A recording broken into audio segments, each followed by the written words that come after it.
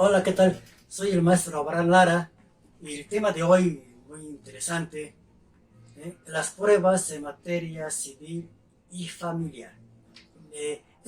Este tema es muy importante, toda vez que últimamente los abogados tienen problemas en sus juicios, ¿verdad? De entrada, hay varias reglas que derivan de la propia legislación que se aplican para las pruebas, ¿verdad? De entrada, las pruebas tienen que estar permitidas por la ley, ¿verdad? Eso lo dice el artículo 1058 y 285 del Código de Procedimientos Civiles de la Ciudad de México, ¿verdad? Tienen que estar permitidas por la ley, ¿verdad? Permitidas por la ley. En ese sentido, interpretando este artículo de forma contraria, contrario sensu, como decimos los abogados, se admiten todas las pruebas, todas, pero que estén permitidas por la ley. Y de forma inversa, no se admitirán aquellas pruebas que estén prohibidas por la propia normatividad. Esa sería la primera regla, que la prueba que ofrezcamos tiene que estar permitida por la ley. La segunda regla que se tiene que cumplir en materia de probatoria es de que deben cumplirse las formalidades para su ofrecimiento. Voy a poner varios ejemplos. Tratándose de prueba documental, esta debe exhibirse desde el escrito inicial de demanda o en la contestación, en la reconvención o en la contestación de la reconvención. Esta es la formalidad, la exigencia de la norma jurídica que nos exige exhibir las pruebas documentales desde el escrito de demanda o contestación. Y el artículo 95 del Código de Procedimientos Civiles de la Ciudad de México nos impone esta obligación y dice también qué pasa cuando no están en nuestras manos esas pruebas. Si están en archivos públicos, tenemos que acreditar que ya las solicitamos. Y también en archivos privados, que ya hicimos la petición para que si en su caso esta institución de carácter privado no nos la expidiera, el juez la pueda solicitar. Y también la ley permite que fuera de estos casos se admitan en materia documental algunas de carácter superveniente. Las reglas de carácter superveniente pueden tener dos características. Una, que se acaban de generar en el tiempo y son de fecha posterior al escrito de presentación de la demanda, o bien que nos acabamos de enterar de su existencia, es decir, que son de fecha anterior al escrito de demanda, pero que nos acabamos de enterar. Pero en ambos casos tenemos que presentárselas al órgano jurisdiccional dentro del término de 3 días, antes del término de 3 días, a que tuvimos conocimiento de su existencia y manifestar bajo protesta de decir verdad que esto que estamos manifestando es cierto. Tratándose de la prueba testimonial, la formalidad que nos exige la ley es que tenemos que decir qué pretendemos acreditar con estos medios de prueba de testigos y dar el nombre y domicilio de los testigos. Además que tenemos que presentarlos, salvo que estemos imposibilitados, que tenemos que decir al juez bajo protesta de decir verdad por qué no los podemos presentar para que él los mande citar. Pero si no damos el nombre y el domicilio, tampoco se nos va a admitir la prueba testimonial. Esas son las formalidades de cada medio de prueba que marca la propia legislación adjetiva civil. Cada prueba tiene una formalidad. En la prueba pericial tenemos que decir en qué ciencia, arte, técnica, ¿verdad?, va a consistir la prueba de pericia. Tenemos que indicar esa ciencia, ese arte, ¿verdad? Porque si no, no lo admiten. También tenemos que decir qué es lo que pretendemos acreditar y los puntos sobre los que va a versar la prueba. El nombre del perito, su experiencia y con qué acreditamos que tiene esta experiencia el perito. Su cédula profesional o título, el domicilio del perito. Si no cumplimos con esas formalidades, tampoco se nos admite la prueba pericial.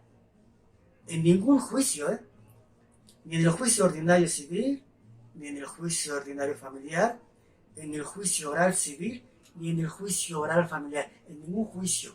Cada prueba tiene una formalidad para su ofrecimiento, Si no cumplimos con esta formalidad, no se nos va a admitir.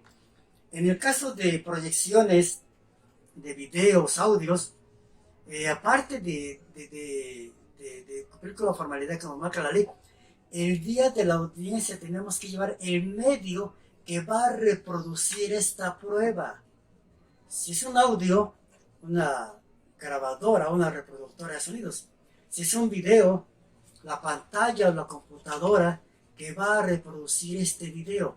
Si no, la prueba también se nos va a declarar desierta, ¿verdad? Vean, debe de quedar claro que cada prueba tiene una formalidad para el ofrecimiento. Y otra cosa importante, las pruebas que ofrezcamos en nuestros juicios tienen que estar relacionadas con los hechos y tienen que ser conducentes y pertinentes a la controversia. ¿Por qué pertinentes? Porque esa prueba tiene una relación directa e inmediata con el hecho y está permitida por la ley. Ejemplo, si nosotros narramos en un juicio de violencia familiar que en tal fecha se celebró matrimonio entre Juan y María, tenemos que narrar en los hechos que este hecho lo acreditamos con la documental pública consistente en el acta de matrimonio. Ojo, es el hecho, quizás nuestro hecho número 1. Cuando ofrezcamos esa prueba documental, tenemos que relacionarla de forma pormenorizada con ese hecho que narramos en el capítulo correspondiente. Y decir, ofrezco la documental pública, consistente en la copia certificada del acta de matrimonio celebrando entre Juan y María en tal fecha ante el primer oficial del registro civil de la Ciudad de México, con lo que acredito a la existencia del matrimonio entre Juan y María bajo el régimen de sociedad conyugal. Esta prueba la relaciono con el hecho 1 de mi escrito de demanda. Así tiene que ser cada prueba. Se tiene que relacionar de forma pormenorizada con cada hecho. Tiene que acabarse la fórmula esa de que esta prueba la relaciono con todos y cada uno de los hechos de mi escrito de demanda o en su caso de contestación. Ya no. Tenemos que especificar qué estamos acreditando con esa prueba y cómo la relacionamos. Si en el hecho número 3 estamos narrando que hubo violencia de tipo psicológico, no podemos poner que la acreditamos con prueba testimonial. Cada que involucremos un concepto técnico, tenemos que acreditarlo con el medio científico o técnico de convicción al juzgador. Si decimos que hay violencia psicológica hacia los menores, la prueba conducente, la prueba pertinente, la prueba idónea será la prueba pericial. En ese sentido, cuando narramos el hecho de violencia en nuestra demanda, tenemos que decir, este hecho lo acreditaré con la prueba pericial correspondiente. Y en nuestro capítulo de pruebas, cuando ofrezcamos la prueba pericial en materia de psicología, tenemos que decir la ciencia, el nombre del perito, su título, cédula, los puntos y lo que vamos a acreditar. Y tenemos que pormenorizar la relación con el hecho que ya narramos y decir, a través de esta prueba acreditaré la violencia psicológica que se ejerció sobre estos menores de edad. Y desde luego tendríamos que poner los puntos sobre los que va a versar la prueba pericial. Sin estos requisitos, si los dejamos de cumplir, la prueba no se nos va a admitir, puesto que no estamos cumpliendo con los lineamientos que marca la propia ley. Entonces, tenemos que tener claro que las pruebas tienen que relacionarse en forma pormenorizada con cada uno de los hechos que narremos. Si la prueba pericial únicamente acredita el hecho 3, nada más tenemos que decir que acredita el hecho 3. No podemos decir que acredita el hecho 1 y 2, donde narramos el matrimonio. En el hecho 1 y en el hecho 2 narramos el nacimiento de los hijos, puesto que ya no es de forma correcta. Solo tendremos que especificar el hecho que acreditamos. Si en el hecho 4 narramos que de la violencia se percataron tales testigos, o de la ofensa, eso tendremos que decir en el hecho con quién lo va a acreditar, nombre y domicilio, y cuando ofrezcamos la prueba tenemos que indicar qué es lo que van a narrar estos testigos. Los que se percataron de lo siguiente, que en tal día Juan causó ofensas de estas características a María y a sus menores hijos. Con lo que acredito el hecho número 4 de mi escrito de demanda, ¿verdad? Testigos que tendrán que declarar en relación a esto y decir qué es lo que van a decir los testigos cuando se presenten a rendir testimonio. Si no, nuestras pruebas están afectadas de los requisitos que nos pide la ley. Es decir, como dicen que el artículo 1053 y el artículo 291, que tienen que estar relacionadas de forma pormenorizada, expresando con toda claridad cuál es el hecho que tratamos de demostrar, ¿verdad? Entonces, con esto que estamos diciendo, las pruebas van a tener ciertas características. Tienen que referirse a los puntos cuestionados. Número 2, tienen que ser pertinentes. ¿Eso qué quiere decir? Que tienen que estar relacionadas con los hechos que pretendemos acreditar. Tienen que ser idóneas, es decir, es el medio de prueba adecuado para acreditar tal hecho. Aquí voy a poner un ejemplo. Nosotros queremos acreditar que hubo violencia psicológica y presentamos 5 testigos, ese medio de prueba no es idóneo, puesto que la única forma idónea es la prueba pericial para acreditar que hay daño psicológico. Entonces, la prueba testimonial no resultaría idónea para acreditar el daño psicológico hacia una persona. Entonces, también la prueba tiene que ser idónea. Conducente. Tiene que conducir de forma inequívoca al conocimiento de un hecho. Si no, no es conducente. Y tiene que ser útil. Es decir, que logramos convencer al juez de que ese hecho era cierto a través de este medio de prueba, ¿verdad? Eso es lo que quería yo decir de las pruebas, que es algo muy importante ahora en los juicios ordinarios, juicios orales, civil y familiar, juicios de controversia y en todos los juicios en materia civil y familiar. Luego entonces tienen que el abogado razonar estos conceptos de pertinencia, idoneidad, conducencia y utilidad de la prueba y cumplir con todas las formalidades que nos pide la propia normatividad, ¿verdad? Por último, déjenme decirles que tenemos un catálogo muy amplio de pruebas, ¿verdad?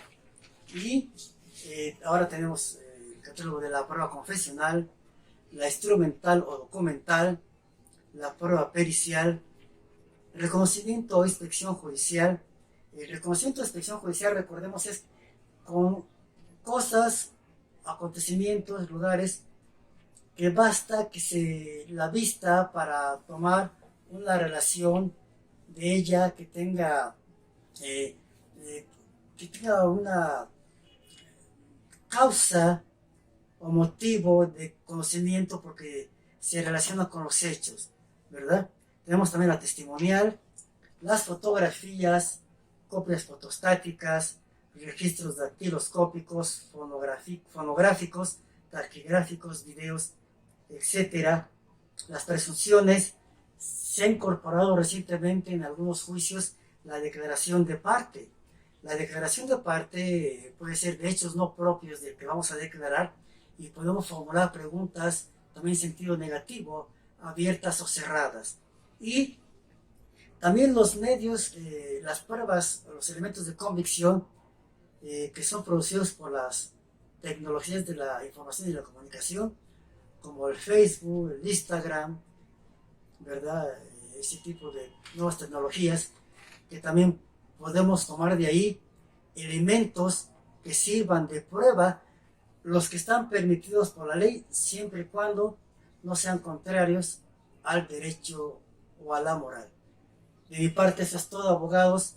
Espero que la presente información sea de utilidad para sus asuntos legales. Muchísimas gracias. Que tengan excelente tarde.